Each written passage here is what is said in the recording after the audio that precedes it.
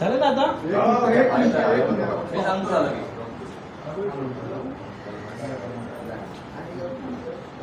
सचिनराव नक्की हो रुपाली चाकणकर यांनी राजीनामा दिलेला आहे, काय सांगणार?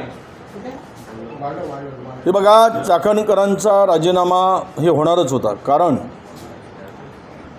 त्या ज्या पदावर काम करत होत्या, कार्यरत होत्या, त्या पदावर राहून हे असे अशोभनीय म्हणजे भोंदू बाबाच्या चक्करमध्ये इतकी मानसिक गुलामी पत्करणं आणि त्या पदावर राहून महाराष्ट्रातील महिलांना त्या न्याय देऊ शकत नव्हत्या, ज्यांचा विश्वास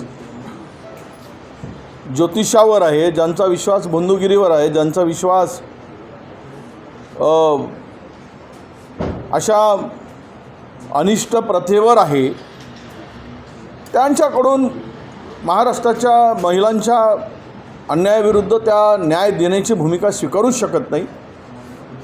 खरं तर त्यांचा राजीनामा झाला, पण आता या लिंगपिसाट खराताबरोबर असलेले बाकीचे काही नवरत्न जे आहे, ज्यांचे फोटो किंवा त्यांच्याशी संपर्क येत आहे, आज त्यांची अफाट अशी प्रॉपर्टी आहे त्या बंधूंची, खरातांची, आणि या सर्वांची मला वाटतं की जे त्यांच्या संपर्कात आले त्यांचा CDRच तपासला पाहिजे आणि CDR तपासून काय काय कृत्य केलेत, काय काय संवाद झाला आणि कशा प्रकारे महाराष्ट्रामध्ये सत्तेमध्ये राहून अनेक मंत्र्यांनी त्यांच्या आहारी जाऊन कुठले कुठले कृत्य केलेत याची माहिती महाराष्ट्राला कळली पाहिजेत आणि त्यांनाही दूर केलं गेलं पाहिजेत, त्यांनीही राजीनामा दिला पाहिजे, अशी आमची स्पष्ट मागणी आहे. अरविंद शिंदे जिल्हाध्यक्ष आहे काँग्रेसचे पुणे, त्यांनी रुपाली चाकणकर यांचं समर्थन केलेलं आहे. नाही, कोण समर्थन केलं आहे त्यांचा वैयक्तिक विषय असू शकतो. अरविंद शिंदे कोण आहे, कुठला आहे, तो त्याचा वैयक्तिक असू शकतो संबंध अरविंद शिंदेचा, पण हे सर्व महाराष्ट्रातील काल पाहिलं आपण, त्या भरणेजींना केवढं ट्रोल केलं गेलं आणि ज्या पद्धतीनं हे सगळे त्या महाराजांच्यावर श्रद्धा ठेवून किंवा अंधश्रद्धा ठेवून, श्रद्धा कसली मोमलाची, अंधश्रद्धा ठेवून ज्या पद्धतीनं वागलेत, त्यातून महाराष्ट्राची नाचक्की झाली आहे, सरकारची नाचक्की झाली आहे महाराष्ट्राच्या. त्यामुळे ही कारवाई इथपर्यंत आली. काल मला माहीत झालं की हे प्रकरण ज्यांनी काढलं आहे त्यांनाच काल अटक केली, म्हणजेच खराताचं प्रकरण दाबायचं आहे असा एकूण सरकारचा इरादा दिसतो आहे. ज्यांनी हे प्रकरण उकरून काढलं किंवा माहिती लोकांच्या पुढे पोहोचवली, पोलिसापर्यंत पोहोचवली, पोलिसावर या प्रकरणात प्रचंड दबाव आहे.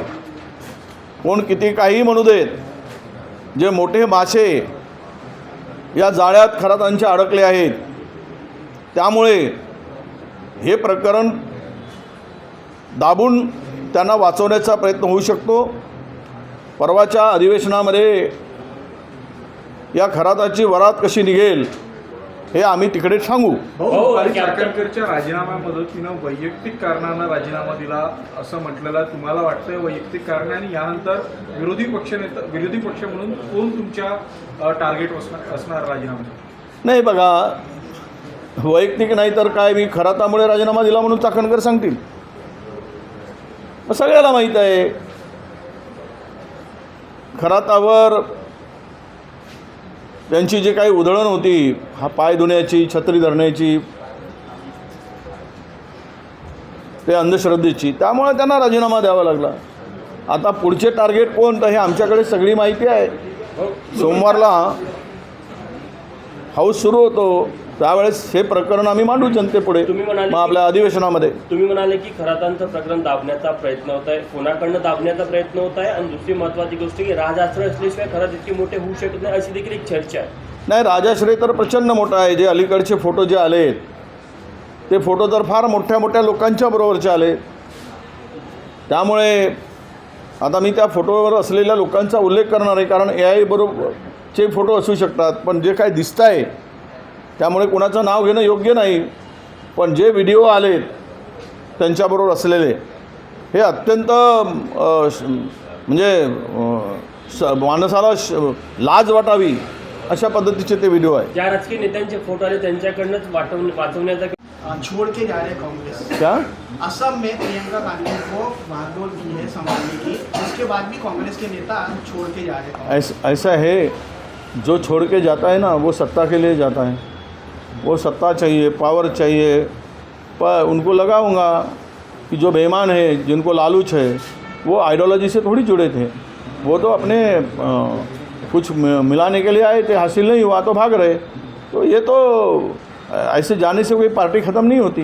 ठीक है, आज सत्ता उनके पास में है तो ये तो होता है, रूलिंग पार्टी है, सत्ता में है, जिसके पास में पावर है, तो ऐसे चूहे तो भागते ही है. तो ये चूहे भाग रहे हैं, कोई फ़र्क नहीं पड़ता है उससे. एक सवाल, एक आखिरी सवाल विजू, ये है राष्ट्रीय स्वयंसेवक संघ के मुख्यालय पर कांग्रेस की ओर से एप्स्टीन फाइल को लेकर मोर्चा निकाला जा रहा है. इसके पहले जिन जिन लोगों ने परमिशन मांगी उनको दूर ही रोका गया था. इस पूरे मामले में आपको परमिशन मिली है क्या? राष्ट्रीय स्वयंसेवक संघ देखो, ये सब जो कर रहे हैं वो वंचित बहुजन आघाड़ी के परमिशन ले रहे हैं. ये प्रकाश जी आंबेडकर साहब ने ये इसके जिक्र किया था और हमारे प्रदेश अध्यक्ष से बात की थी और परमिशन वगैरह लेने का काम उनके तरफ है. अभी तक तो मुझे पता चला कि कल तक नहीं दी गई थी और हमने प्रयास जारी रखा है. अगर नहीं होगा तो भी मोर्चा निकलेगा, ये तय है. एप्स्टीन फाइल पर आरएसएस का क्या संबंध लगा रहे हैं आप और संघ मुख्यालय पे मोर्चा निकालने का? सरकार किसके इशारे पर चलती है? संघ के इशारे पर चलती है ना. तो सरकार को सबक सिखाए. सरकार से ये जो बात करते हैं बड़े इथिक्स की, तो ऐसे इसमें जो आरोपी है उनके ऊपर बाहर करने के लिए आदेश दे. बहुत सारे और विषय है जो देश में जातिवाद धर्मांधता फैली है, तो उसको भी रोके ना. ये क्यों, कौन कर रहा है, क्यों हो रहा है, इस बारे में तो जवाब देना पड़ेगा ना. तो इसीलिए कल परसों का मोर्चा मायना रखता है. थँक्यू. तो कोल्हापूर भागात नाही, प्रचंड शेतीफळ बागाचं नुकसान झालेलं आहे, द्राक्षाचं नुकसान झालेलं आहे, केळी बागांचं नुकसान झालेलं आहे आणि ज्वारीचं आहे. काही भागामध्ये आम्ही पाहिलं आहे मक्याचं नुकसान होताना आम्हाला दिसते आहे.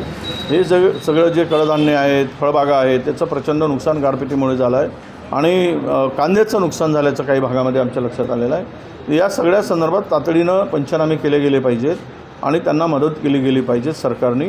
केंद्र सरकारकडे प्रस्ताव पडूनसुद्धा केंद्र सरकार महाराष्ट्राला वटाण्याची अक्षता देते. अजूनही 29,000 कोटी रुपयेचा प्रस्ताव जाऊनही वर्षभर झाल्यानंतर 1 रुपया फुटी कवडी केंद्र सरकारने महाराष्ट्राला दिली नाही. तर ही परिस्थिती आहे.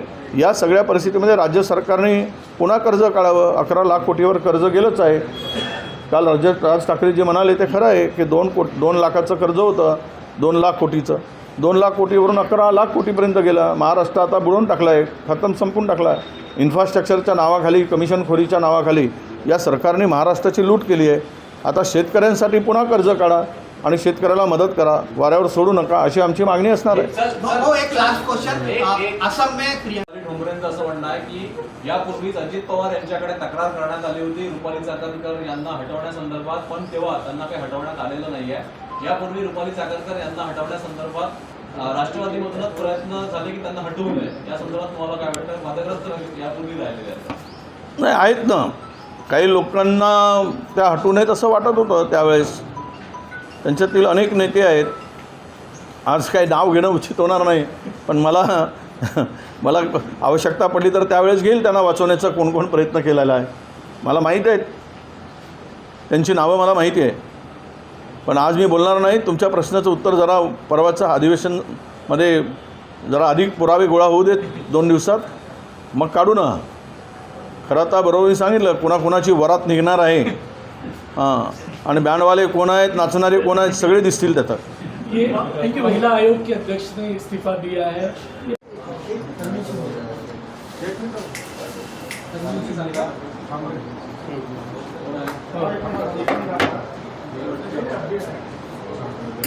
चला. झालं झालं हो